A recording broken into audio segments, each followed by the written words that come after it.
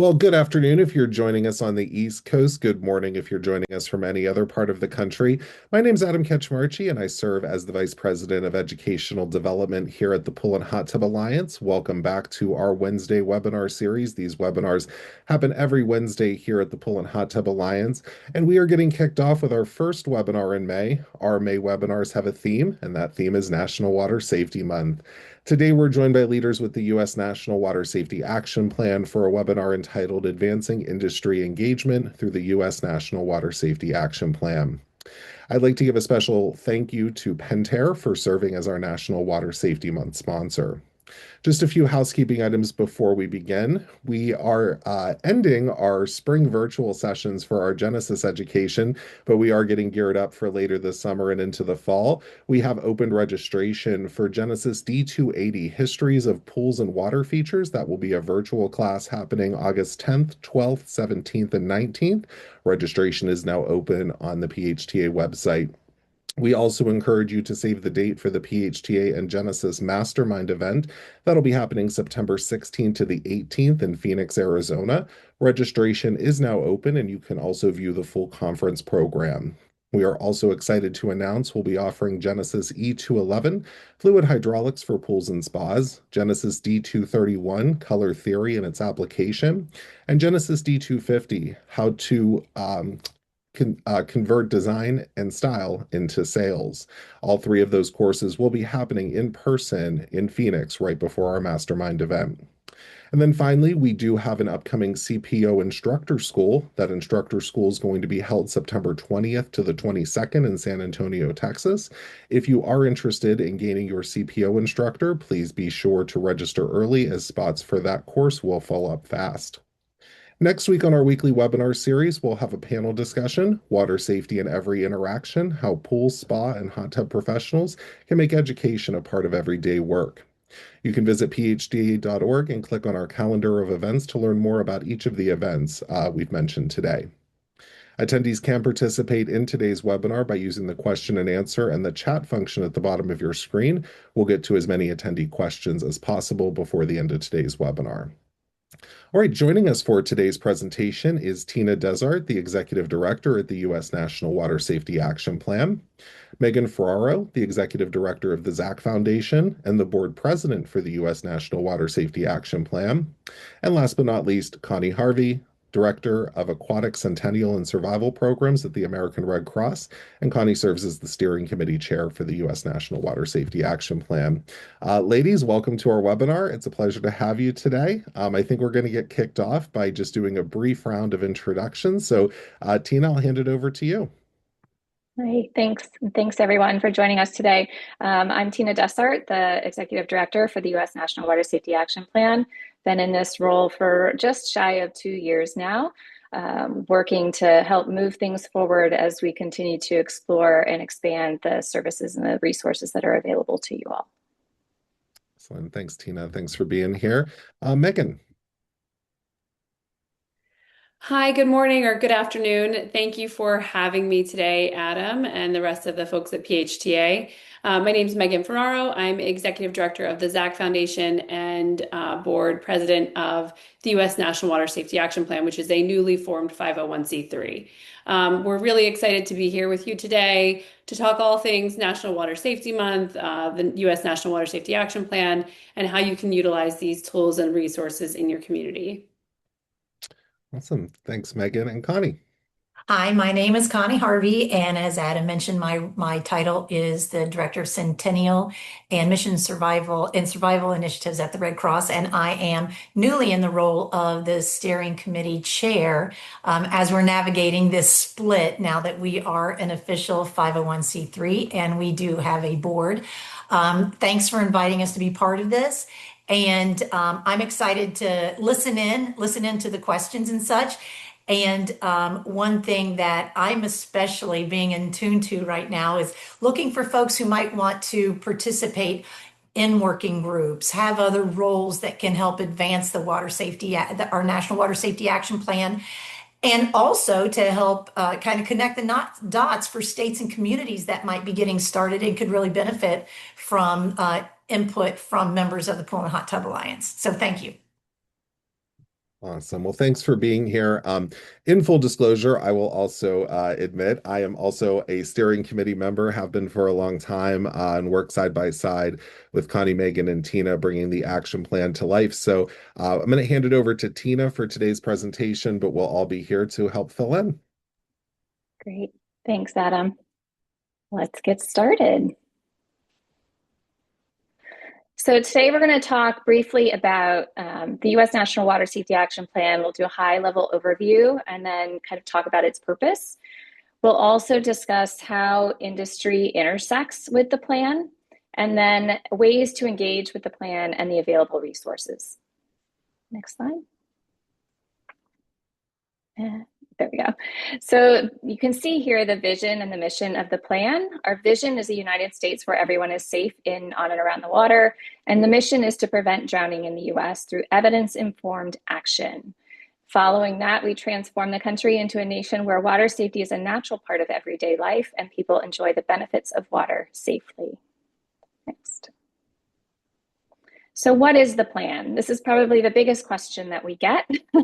It's really a roadmap for action to reduce drowning based on our mission, right? It's a framework that includes tools, resources, supports, things that will help at the state, county, and community level to create and implement evidence-informed, context-specific water safety action plans across the country. We also, in the development of the plan, identified some national actions that support implementation at those three levels: state, county, and community. Next slide. So the scope of the plan is 10 years, launched in summer of 2023, and that 10 years expires in 2032. The focus of the plan itself was on 5 evidence-based strategies, and then we added in the data and necessary infrastructure to support capacity and implementation of the action recommendations. The 6 areas that we keyed in on in the development of the plan were data and public health surveillance, life jackets, personal flotation devices, and other flotation, water safety, water competency, and swimming lessons, supervision and lifeguards, rescue and CPR, barriers, entrapment, and electrical safety. Each of these key areas, as we refer to them, included a working group made up of experts in these specific areas to develop the action recommendations that we'll talk about here in a second. Next slide. So the process itself began in 2018 and then continued obviously until we launched in summer of 2023. And you can see that it was a long process. Obviously, it took us, 5 years to get it out the door. But you can see the different spaces in which we worked. So developing the scope and the framework, which we just talked about, establishing the working groups, including the co-chairs and who was going to take the leadership role in those spaces, undertaking situational analysis of the nation and figuring out how we needed to address the differences across the US in order to create a document and content that would make sense for the United States. In looking at what the actions were that the working groups brought back to us, we needed to look at the national side of things as well and how national implications could support things at the local level. We had a number of expert reviewers. We formed a number of surveys that were pushed out, not only within the industry, but externally as well. We looked at what were the gaps in evidence, because the plan itself is evidence-based. And then once again, we had a blue ribbon panel that reviewed the final document to make sure that everything felt right on many levels. So when we look at language, we look at readability, we look at diversity and inclusion aspects of things, and making sure that we've crossed all the T's and dotted all the I's before we push something out the door. And then, of course, we can't launch a document like that without developing implementation tools and guidance and resources for folks. So that was kind of a secondary phase before everything went out in the summer of 2023. So lots and lots of input, cross-sectoral input. And so we weren't focused specifically on aquatics. We brought in manufacturers, we brought in public health, you name it, so that we made sure that it was a well-rounded process and document in the end. Next slide.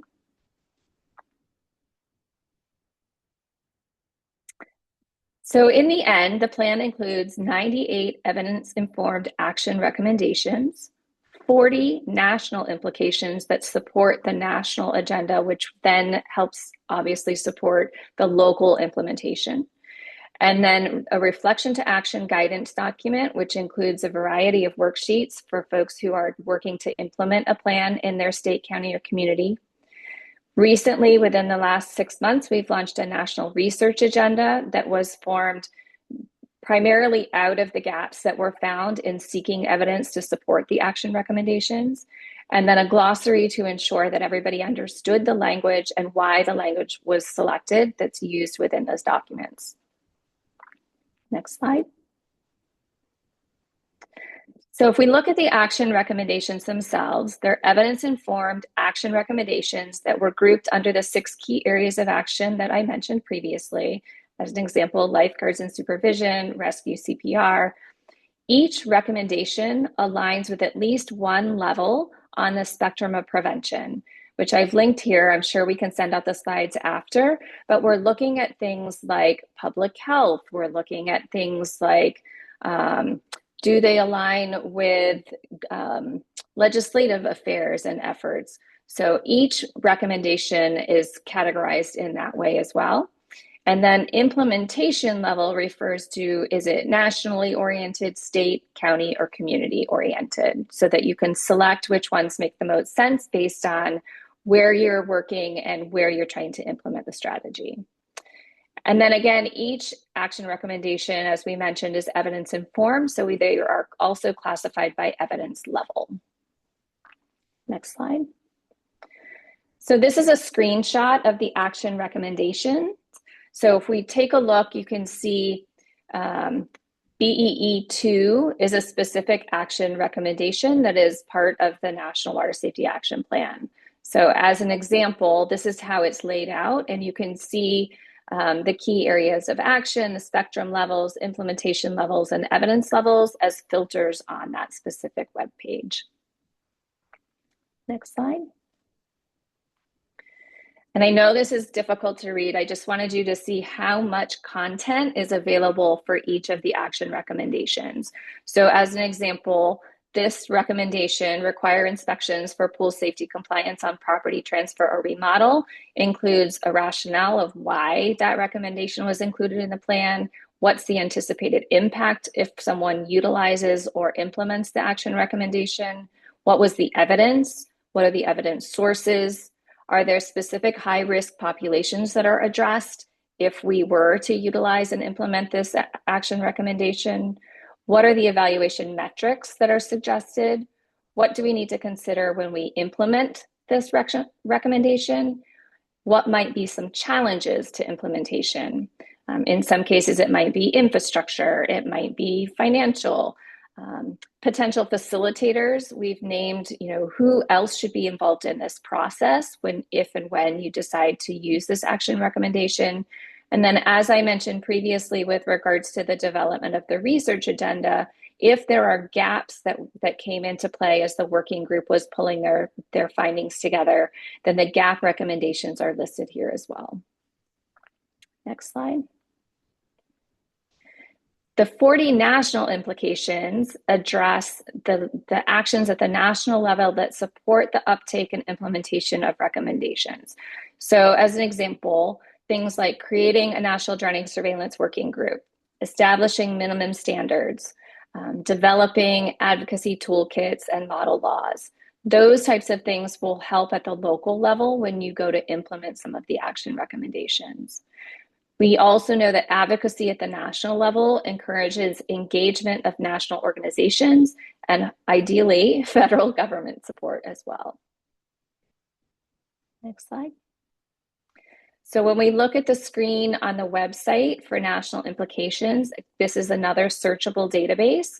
You can see they're labeled, and then within each of the national implications, they also link back to action recommendations. So as an example, this one shown here, national implication number 11, advocacy plan for swimming infrastructure investment. The recommendations that are addressed within this national implication Our water safety, water competency number 3, building or revitalizing pools to serve high-risk populations. Water safety, water competency 4, offering affordable water safety education and swim lessons for high-risk drowning populations. So we've tried to make sure that we are connecting the dots so that you can see how everything was formed and how it all comes together. Next slide.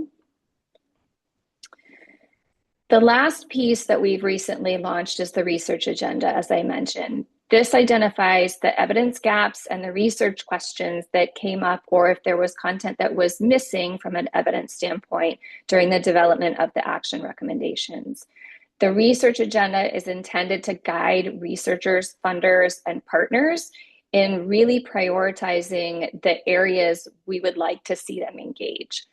The key areas in the research agenda, very similar structure to the action recommendations and the plan itself: data and public health surveillance, barriers, alarms, and other technology, life jackets and flotation devices, rescue and CPR, supervision and lifeguards, water competency, water safety, and swimming lessons. Each of the questions is listed within one of those categories. So we made sure to kind of mirror what we've done in the other areas of the strategy to make sure that, again, we're connecting the dots for everyone. Next slide. The research agenda is another searchable database. And so this is, again, a screenshot of what that database looks like. So I've clicked in here to a specific research agenda item. So research agenda under the barriers and alarms, number 2, evaluate the effectiveness of safety technologies other than pool fencing in reducing unauthorized access and drowning incidents in residential pools. So we're looking at unauthorized access to residential pools and drowning incidents in residential pools. So while we might know, right, that some of these things, so when we look at the research agenda, you might look at some of the questions and go, well, we kind of know that already, but there might not be specific research that's been done on it. So we weren't able to necessarily quote the evidence when it came to the action recommendations. And so being able to really have the research to prove the things that we institutionally kind of know already is a real focus for the research agenda itself. Next slide. All right, so let's talk a little bit about how the industry intersects with the plan.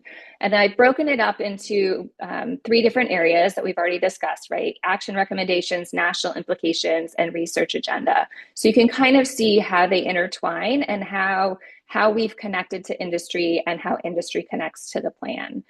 So as examples of action recommendations that specifically connect to maybe the space that you work in, I've listed 4 here. So requiring inspections for pool safety compliance on property transfer or remodel, requiring pool and spa safety training for certified professionals, adopting the International Swimming Pool and Spa Code for suction entrapment and voidance, and requiring suction entrapment mechanisms in residential pools and spas.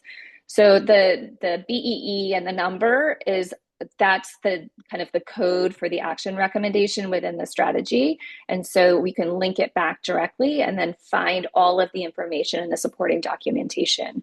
But when we look at the action recommendations, I think it's just really important for you to understand how it connects with the work that you're already doing and how we're trying to support the work that you do on a day-to-day basis. Next slide.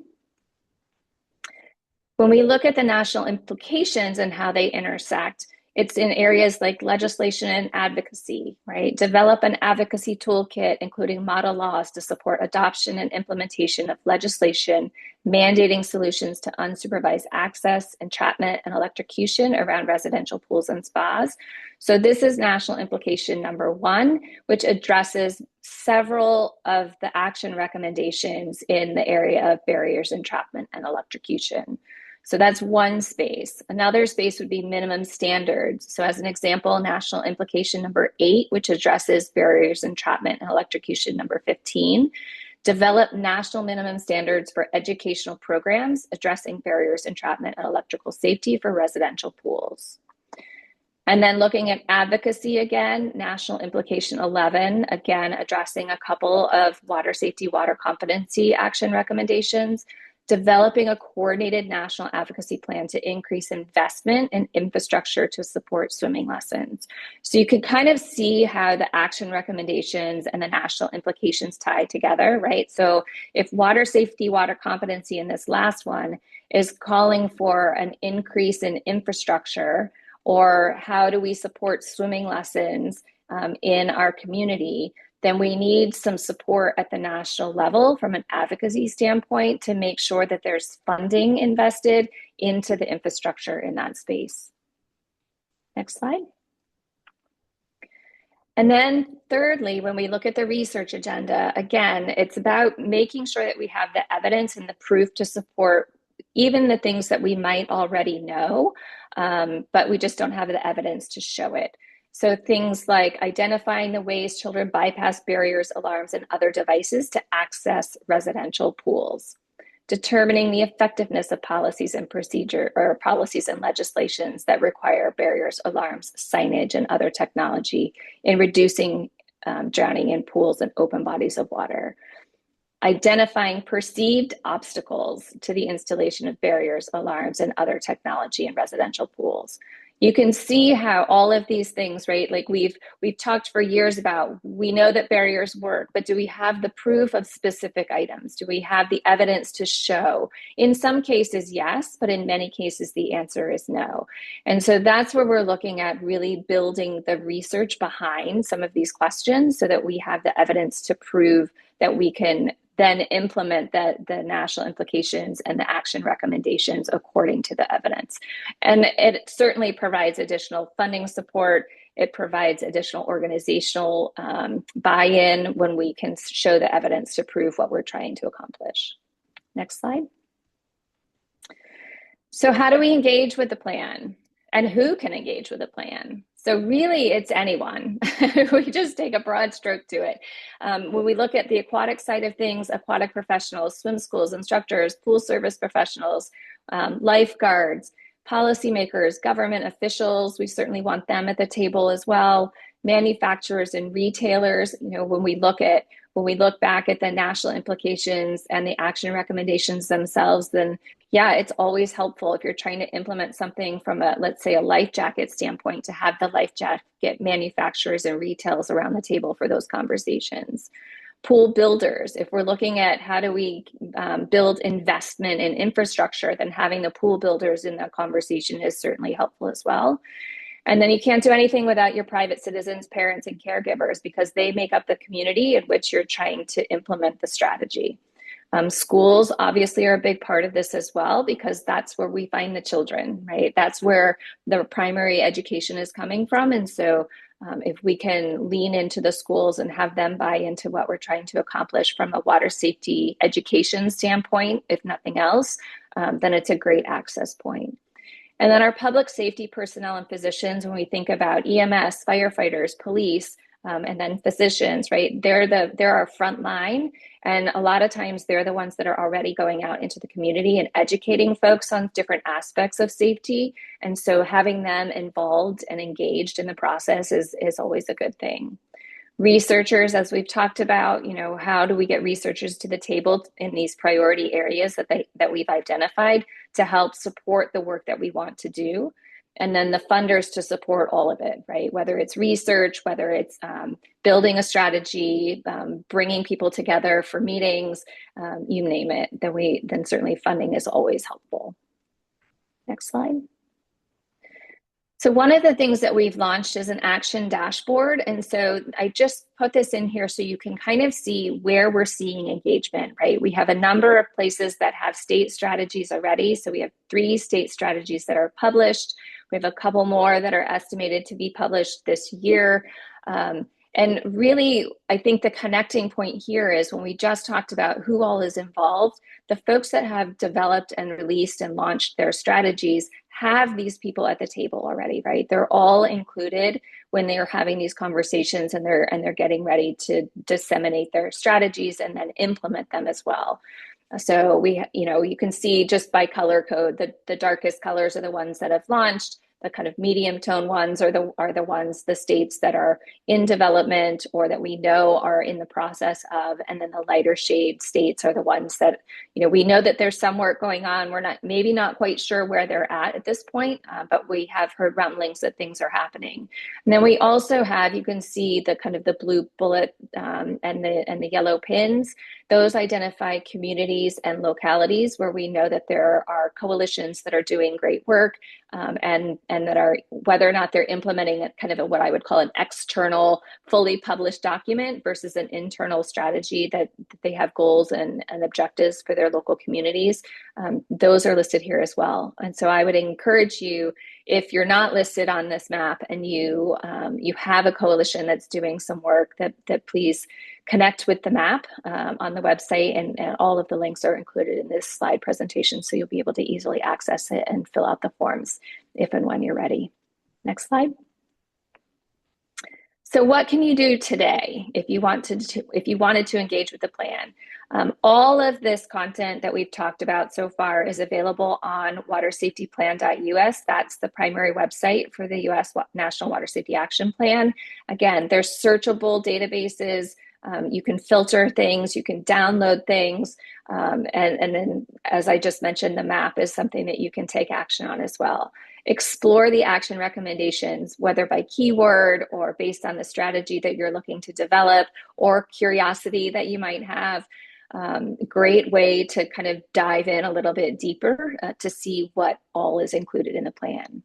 And then certainly, like I said earlier, when we released the strategy, we wanted to ensure that there were guidance documents on how to create or move forward if you're interested in creating your own strategy at the state, county, or community level. So those guidance documents are also available on the plan, on the plan's website. We also have engagement opportunities. So much like Adam was sharing about PHTA's engagement opportunities prior to us getting started today, the plan also offers engagement opportunities. So office hours, webinars, recorded content, you name it, all available on the website. So you have plenty of ample opportunity to engage with those. The national implications and the research agenda, again, they're active. They're searchable databases, again, where you can download content and dive in a little bit deeper. The action dashboard is the map that I just showed you. It's a great way to, even if you aren't in a space to list, let's say, your own community on the map, it's a great way to engage with others. So one of the things that we ensured when we built the map was that the contact information, websites, social media accounts, all of those are available on the map for the content that we know exists, right? So as an example, the state of Florida, there are links to being able to contact the representatives, find their website, find their social media accounts, and so on and so forth.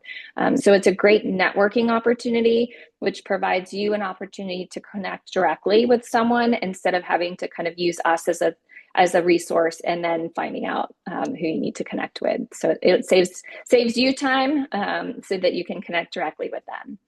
And then certainly stay informed, right? We have a newsletter that comes out quarterly. Sign up for the newsletter so you can follow and see what's going on and how you might engage with us when we have additional opportunities.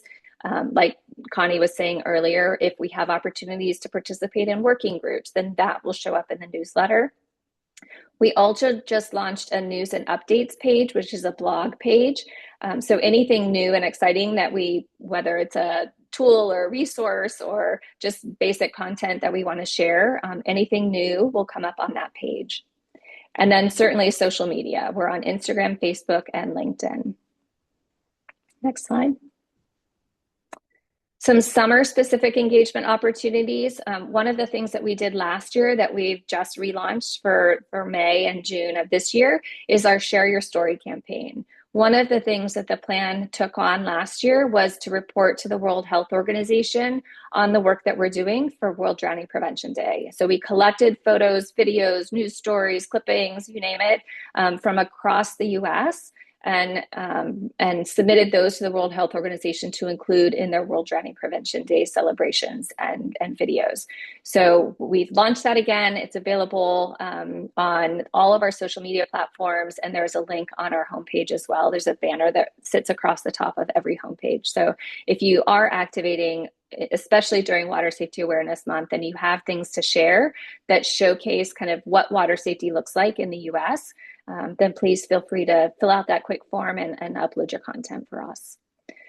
One of the things that we're also doing in response to World Drowning Prevention Day on July 25th is lighting local landmarks for World Drowning Prevention Day. And the ZAC Foundation is really helping to push this effort this spring and summer.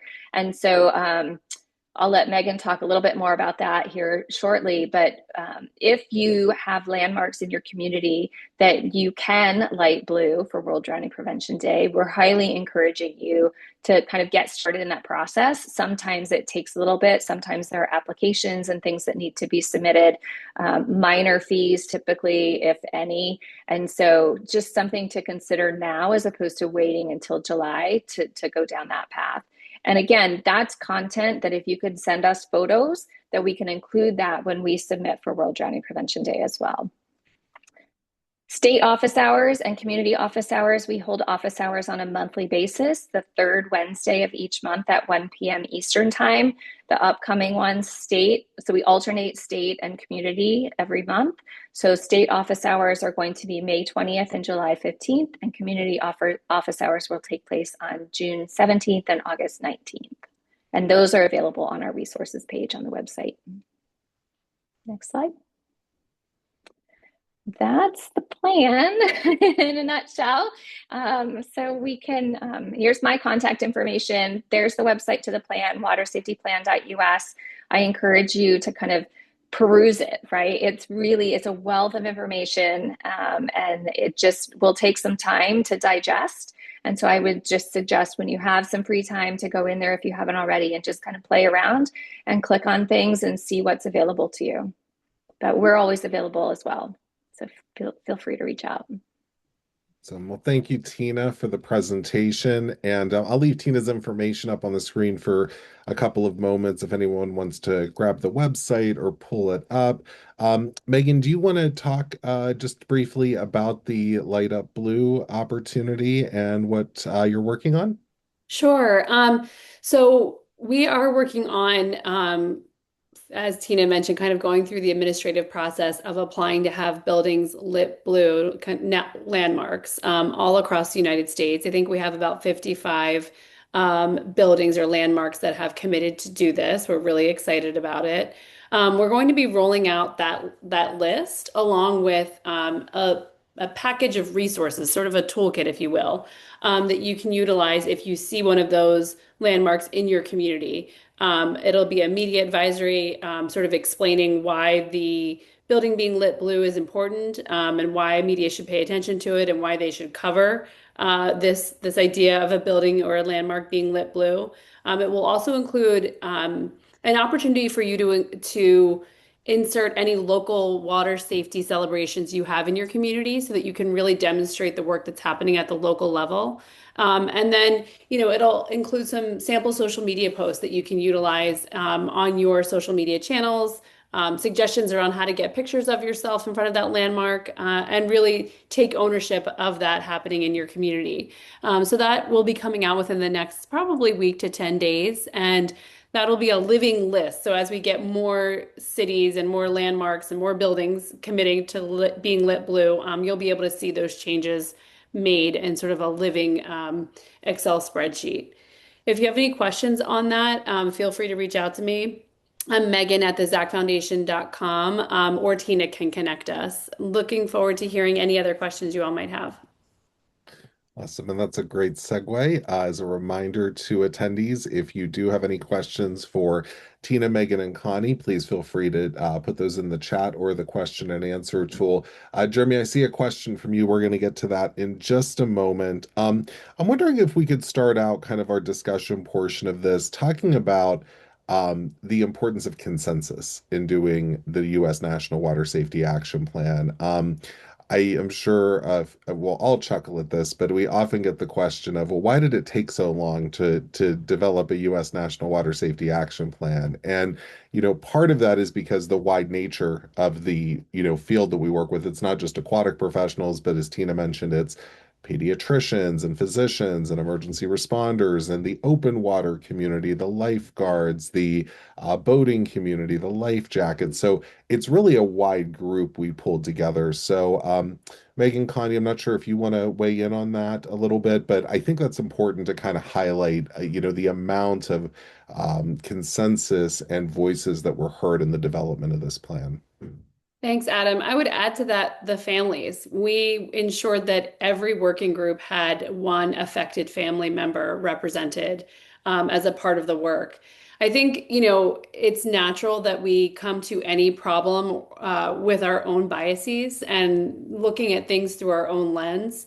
And so, wanting to really be intentional about feedback from every possible angle that could be considered, wanting to be sure that we had representation, not only a mix of males and females, but looking at geography, right? That we didn't just have ocean water states represented on the work that we were doing in a specific working group, that we also thought about things through the lens of states that don't have a coastline, but have really rapid rivers or lakes that are used for recreating around, and that we considered the difference between lifeguarding a pool versus in someone's backyard versus a big public pool versus a beachfront and a lakefront, and really tried as often as we could to look at things through as many lenses as possible. And then, of course, we also had our open comment periods. We had surveys where the field could put in their feedback. We had,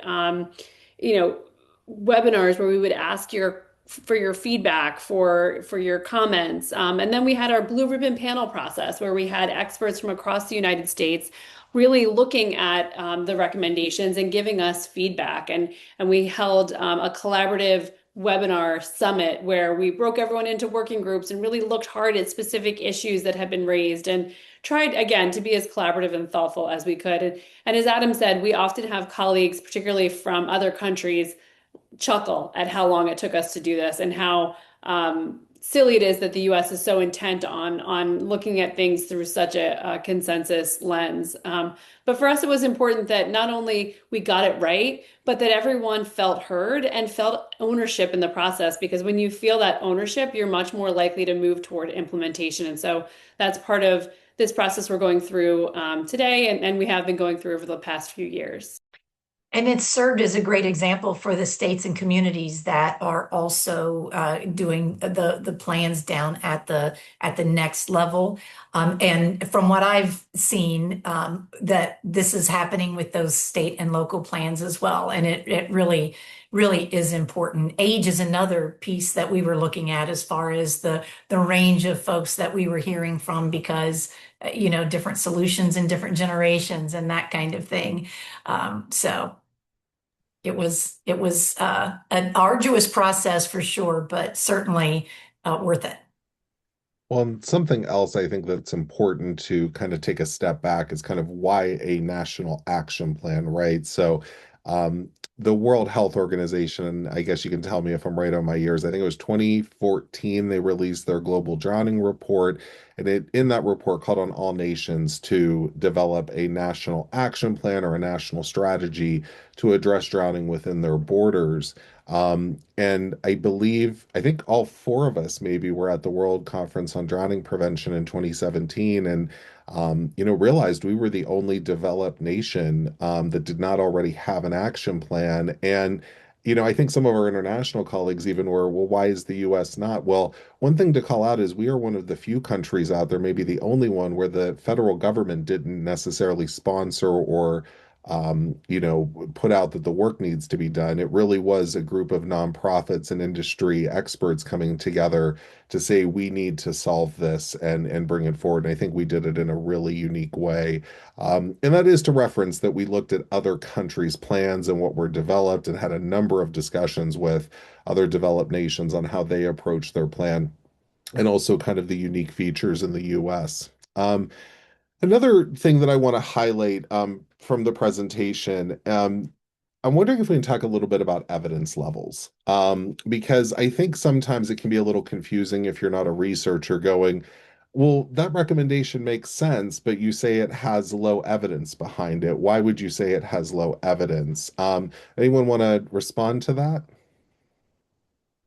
Yeah, Tina? I can. So the evidence that was collected by the working groups, right? So as I mentioned, each of the key areas had a working group, and in their development of, or their, I should say, in their situational analysis, right? When they went out and assessed what was out there in that particular space from an evidence standpoint, because that was the ask of them, provide us with action recommendations based on what evidence proves works in reducing drownings. And some of them came back, and to be honest, there wasn't a lot of evidence, right? And so that's again why we have the research agenda now. But it went through two processes. So the first level, the working groups, they collected all of the evidence and then they presented it back to the steering committee. At that point, we kind of assessed kind of where they stood, right? Was there a lot of evidence that was provided back to us? Was there not? Then it went to a kind of a working group committee of folks who are based their lives in research, right? And so we asked them to take a look at the evidence levels and categorize each of the recommendations, which they did. And there were multiple kind of layers in that, if you will, but we couldn't necessarily put things on the website with 8 different options, right? Like there wasn't any evidence, there was some familiarity, there was a little of this, there was a little of that. And so what we asked in the final phase was we asked some very specific researchers who had been through similar processes and knew the structure that had been used in other places. And we said, all right, we need something simple to put in filters, to build into the website so that people can understand. And they were able to bring it down to kind of three specific pieces, right? High, medium, and low, essentially. And so if there was a ton of research evidence, then they were ranked with high evidence. If there was some, then they were kind of ranked in that middle ground. And then if there really wasn't a lot of evidence based on research, then they were ranked as low evidence. But that doesn't mean that we don't know that the action works, right? It's simply that there hasn't been research done to prove that it works.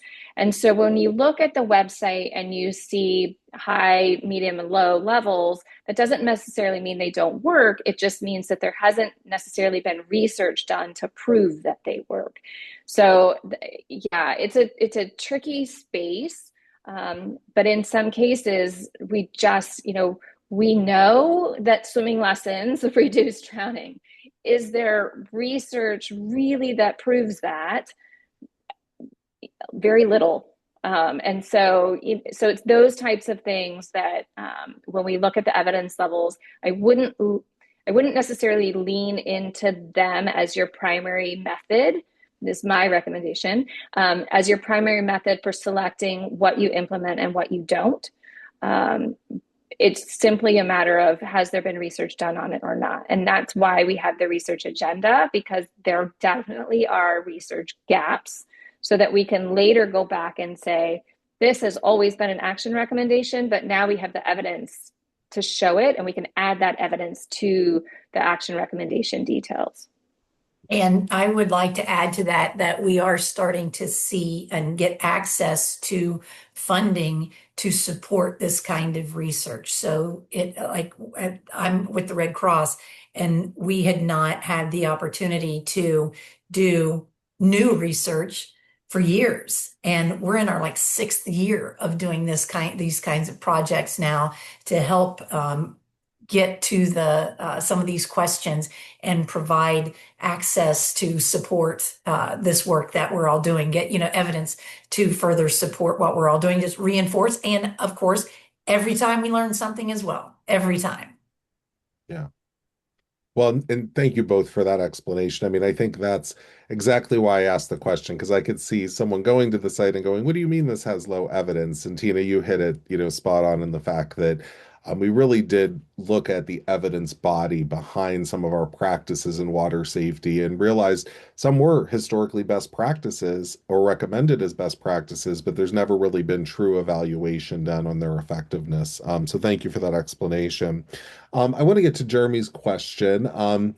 With the push towards national minimum standards and prevention-focused implementation strategies, do you see future recommendations expanding into recurring residential and multifamily pool safety inspections similar to other property safety compliance models? That's a specific question.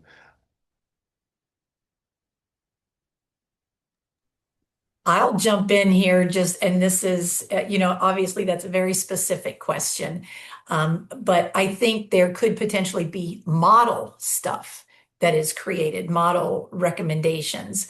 But, if I understood the question that you asked, there's a lot of state and locality that governs what happens there that would make it a challenge to do on a national level. But certainly having some models that could help anybody in those areas reinforce and support what you're trying to achieve at the local and state levels.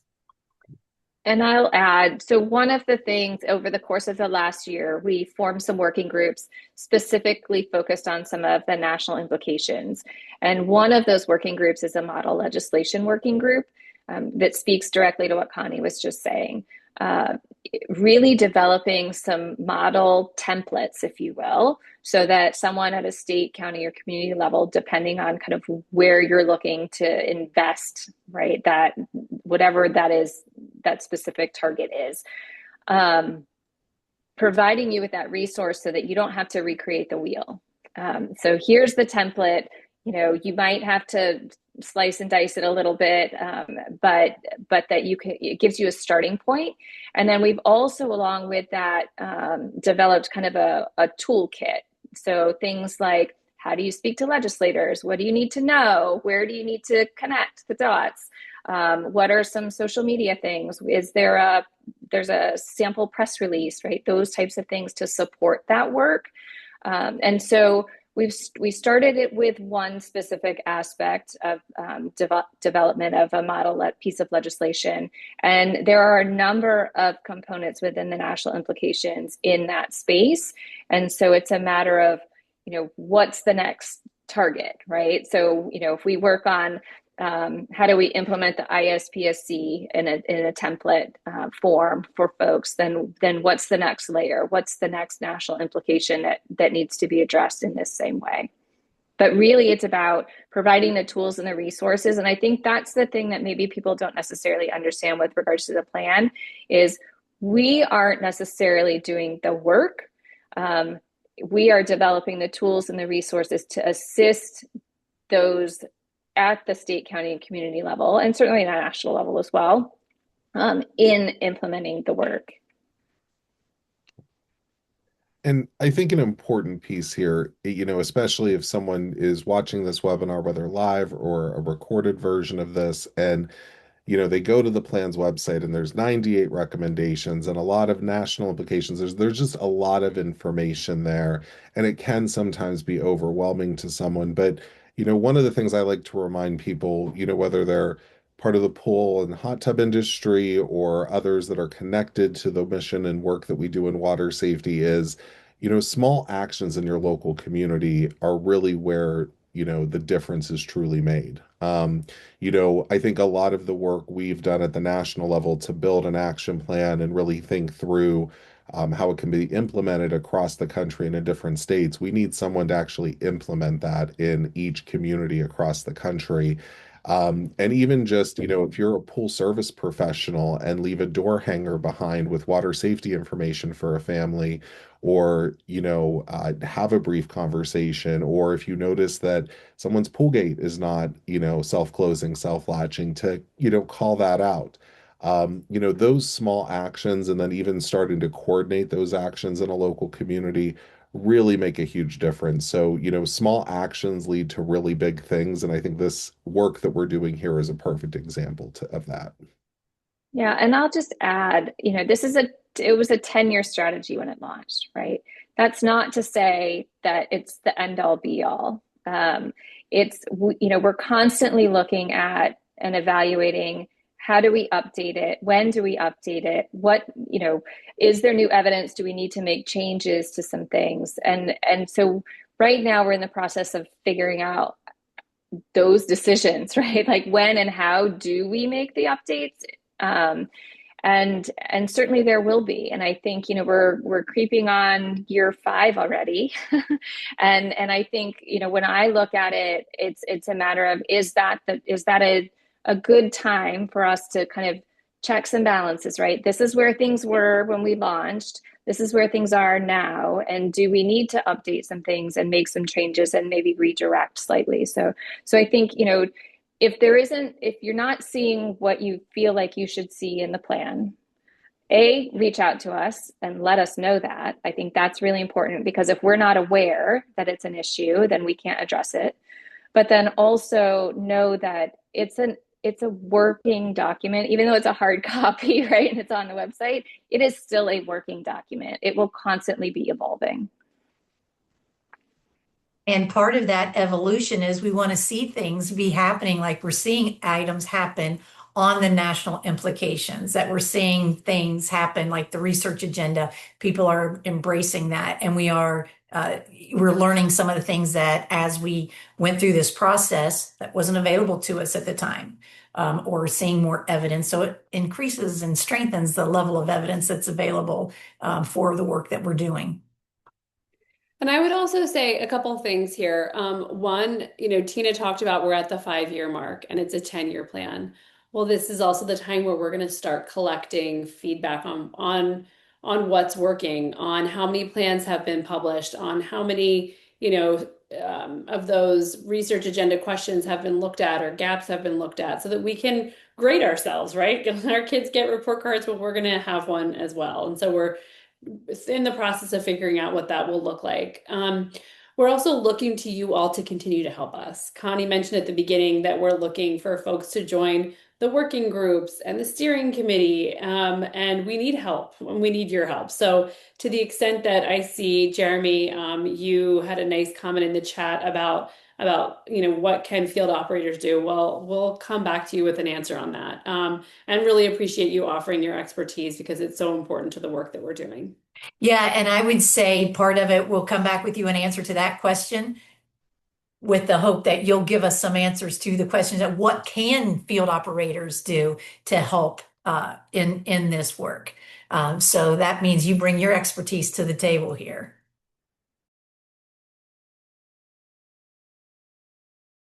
Adam, you're on mute.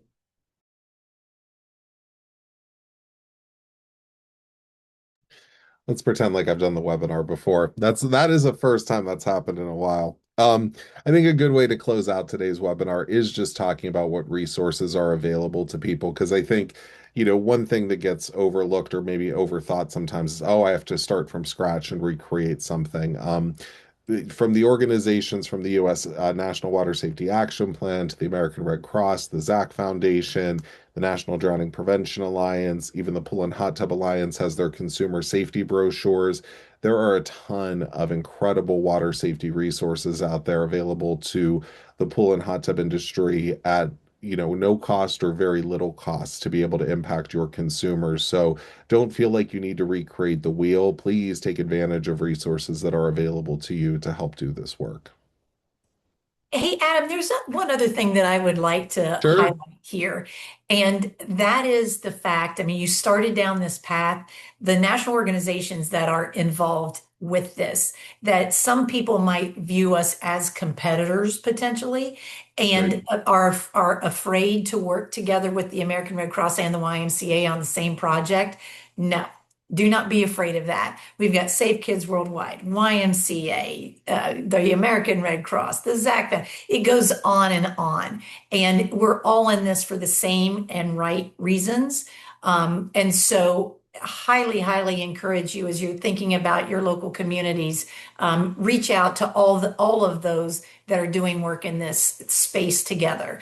Because again, there's a reason that we're in it. It usually starts right here.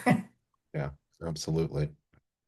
Well, Tina, Connie, Megan, thank you so much for joining us, especially for our webinar that kicks off National Water Safety Month. If you are interested in joining us for future webinars this month on water safety, please head over to phta.org.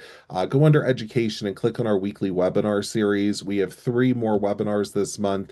Next week, we have water safety in every interaction, how pool, spa, and hot tub professionals can make education part of everyday work. We're really going to talk about implementing a lot of what we've talked about on today's webinar. That'll be a panel discussion.